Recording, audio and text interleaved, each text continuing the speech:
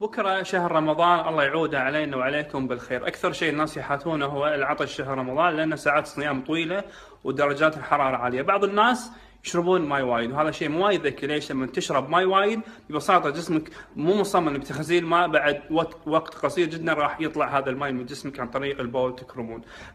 في وايد وسائل، أهم وأكثر هذه الوسائل إنك ما تشرب ماي، تاكل ماي. شلون تاكل ماي؟ في اصناف غذائيه الله سبحانه وتعالى حاط نسبه سوائل فيها وايد عاليه، بالاضافه الى فيها الياف، فالالياف هذه تخلي السوائل تتخزن بجسمك لفتره وايد طويله، اطول من شربك للماي. اهمها الفاكهه، فاكهه الصيف، بطيخ والرقه، بالاضافه الى الفراوله والتوت والاناناس. الخضروات اهمها الخس والخيار والفلفل الاخضر والبروكلي. فهذه الاصناف الغذائيه عاليه السوائل وعاليه الالياف، وخذوها خاصه في فتره السحور للوقايه من العطش، يعني باكر ولجميع ايام شهر رمضان المبارك.